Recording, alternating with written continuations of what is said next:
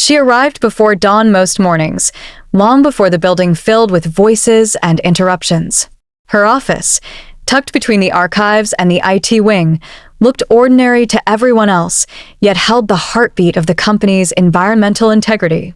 Charts covered her workspace. Digital meters blinked warnings. Test results from soil samples, river sediment, and internal drainage systems formed a terrifying pattern she could no longer ignore. Numbers never lied, and these numbers screamed.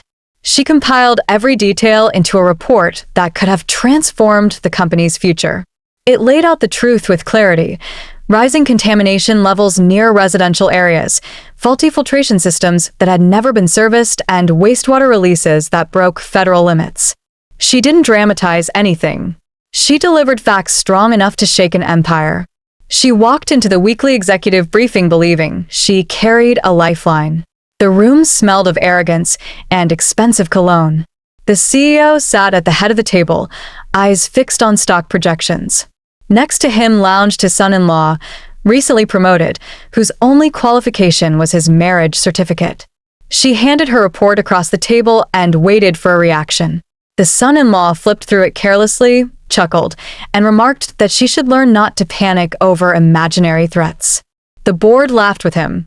Her voice faltered, not from fear, but from the realization of what ignorance costs when people in power refuse to listen.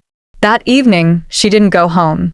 She remained seated in the dim glow of her monitor, replaying every detail.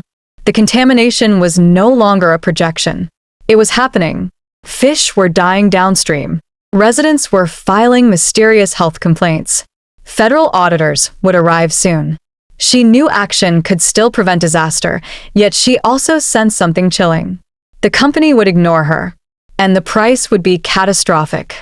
The morning began with a strange tension drifting through the building. Assistants whispered outside conference rooms, and senior executives rushed past with hurried steps, as if avoiding questions they did not want answered. In the boardroom, a long polished table reflected the faces of people who believed their titles granted immunity from consequences. They gathered to discuss upcoming expenses and public image strategies, but the most crucial voice in the company was nowhere near the room. She sat at her desk unaware that a decision was already unfolding, one that would cost the organization more than any miscalculated budget ever could.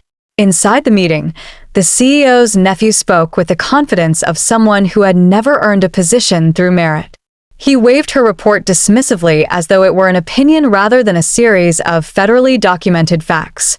He insisted environmental compliance was simply red tape created by bureaucrats who had nothing better to do. His speech ignited laughter, nods, and a smug sense of superiority among board members who believed success protected them from scrutiny. Not a single person in the room asked whether the data was correct. Once the applause faded, HR was instructed to take swift action. A young coordinator approached her with forced politeness and handed her an envelope. No meeting, no discussion. Only a short notice stating her services were no longer required and a suggestion that her caution did not match the company's upbeat vision. She packed her belongings calmly, placing her binder of evidence at the top of the box. There was no bitterness on her face, only a quiet awareness of what would follow. As the elevator doors closed behind her, executives congratulated themselves. They believed they had cleared an obstacle. In truth, they had just dismantled their own shield, leaving the company naked before the law and fate. The building awoke to confusion. Government vehicles lined the parking lot before sunrise, their presence creating an atmosphere of unease that even the receptionist could not soften with her usual smile. Men and women wearing official jackets stepped inside with the calm precision of people who knew exactly what they were looking for. They asked for access to restricted areas, production rooms, underground facilities, and every pipe that carried wastewater out of the property. The employees exchanged bewildered glances, unsure whether to panic or pretend everything was routine. At first, a few executives laughed, convinced the visit was nothing more than a random inspection. They joked about overzealous regulators and unnecessary paperwork. Their laughter echoed down the hallway until the inspectors began removing samples. Tubes of murky liquid were sealed, logged, and shipped for testing. Cameras photographed rusted valves and outdated filtration units that had not been maintained for decades. The mocking tone in the executive wing slowly shifted into unsettled silence. When the initial results arrived, they felt like a punch to the throat. Contamination levels were not slightly elevated. They were triple the legal threshold. The inspectors' expressions hardened and their questions multiplied. They requested the compliance reports, environmental logs, and safety audits that should have been stored neatly in folders. Every executive turned toward each other, waiting for someone to produce the documents. The room remained still. Meanwhile, the nephew attempted to reassure the inspectors, talking about future plans and minor misunderstandings. His voice trembled each time he tried to feign confidence. The inspectors simply asked where the environmental officer was. None of the leaders had an answer. Across town, she sat in her kitchen, reading messages from former colleagues who now understood the weight of her warnings. She sipped her tea slowly, aware that the storm she predicted had finally touched ground, and there were no umbrellas left inside the company. The envelope arrived by courier just after noon. No one knew who signed for it. The signature looked like a shaky scribble from someone who realized too late what they were accepting. The legal department gathered instantly, sensing trouble before they even broke the seal. When the first page slid out, the room went still. It was not a question or a warning. It was a declaration. Page after page listed violations that stretched back years, each item meticulously documented by federal authorities. Terms like hazardous discharge and unlawful disposal appeared repeatedly, creating a heavy rhythm that echoed through the boardroom. Failure to monitor contaminants, improper filtration, lack of annual assessments, missing certifications for water safety, and intentional misreporting formed an undeniable pattern. It was no longer a matter of negligence. It read like a manual for corporate self-destruction. Executives tried to pretend it was a misunderstanding.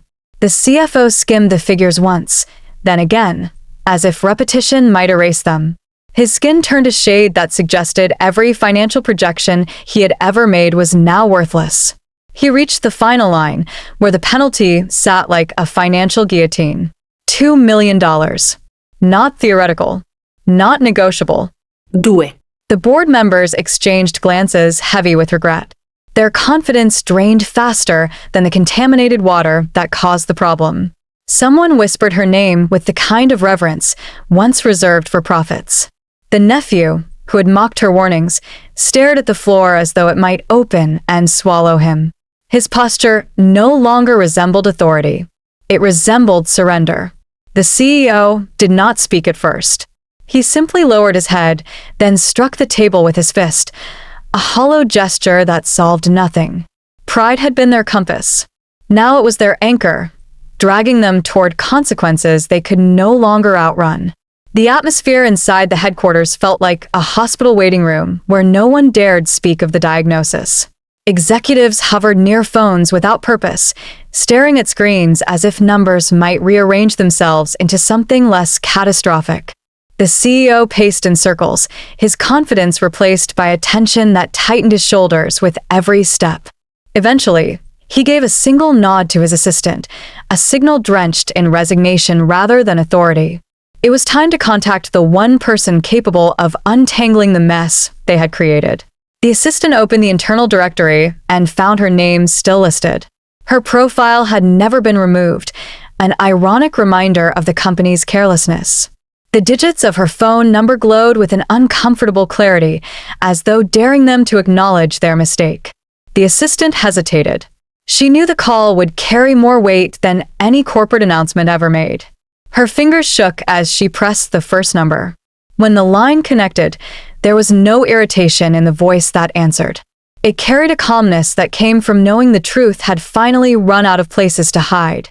The assistant explained the situation in fragments, struggling to construct a sentence that did not sound like an apology. Then came the request. They wanted her expertise. They needed her guidance. The company that dismissed her warnings now hoped she would save them. Her reply was simple. She stated her rate for consultation and waited. The silence that followed stretched across the room like an invisible rope pulling every executive into the same realization. Ignoring her had never been a strategic decision. It had been an expense. The call ended without sentiment. No promises were made, but the message was unmistakable. Competence does not vanish when a badge is revoked. It waits, and eventually it invoices. Her return did not resemble triumph. It felt more like an unexpected audit of character. The lobby, once a place she crossed unnoticed, seemed unnaturally quiet. Employees who had barely acknowledged her presence months earlier watched her pass with an odd mix of curiosity and relief. Security did not ask for credentials. They already had orders. The guards escorted her through the corridor in respectful silence, as though accompanying someone whose presence carried more weight than any corporate title. The boardroom doors opened, revealing a space that smelled of polished wood and unease. The executives who once ignored her sat stiffly, hands folded, eyes lowered until she approached the table. The CEO attempted a greeting, but his voice faltered, betraying the authority he once wielded so casually. No one spoke of the past.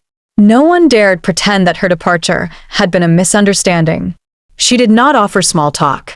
She placed her binder on the table with calm precision. The sound of its cover touching the surface was louder than any reprimand. Her fingers selected a single page carefully, as though demonstrating an art they had failed to appreciate. She slid the page forward, and every executive leaned in instinctively, drawn by the very information they once dismissed. The document outlined a path out of their predicament. It presented timelines, corrective actions, regulatory deadlines, and an escape route that still existed, although barely. Each line suggested effort, diligence, and consequences. Every pair of eyes shifted from the page to her face. What they sought was no longer advice. It was absolution. She remained composed. Her silence was not vindictive. It was instructional. In that moment, the room understood that authority does not come from titles or board votes. It comes from irrefutable competence. And competence had returned, not to be acknowledged, but to be obeyed. The building felt different within 48 hours of her return. The change was not loud or disruptive. It moved quietly, like a network of wires hidden behind walls, powering lights that no one understood until they flickered. Her presence introduced structure, where chaos had once been disguised as innovation.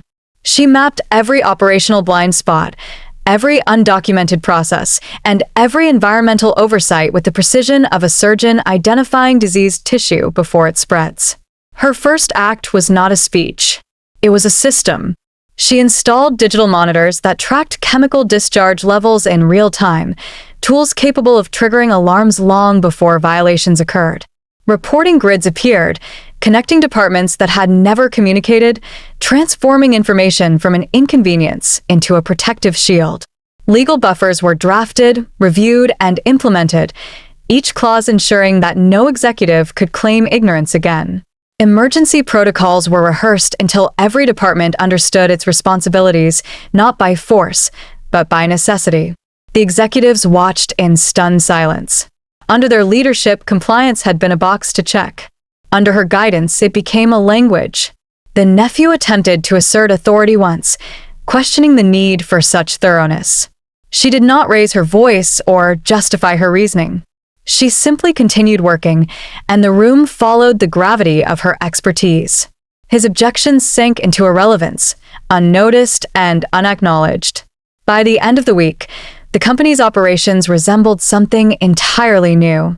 The foundation she laid was not decorative. It was structural. It breathed through metrics, policies, and alerts. The board finally recognized that her value had never been tied to her position on an organizational chart. She was not an employee returning to a former role. She was the architecture that held the company upright. Titles fade. Infrastructure endures. And she had become both blueprint and builder.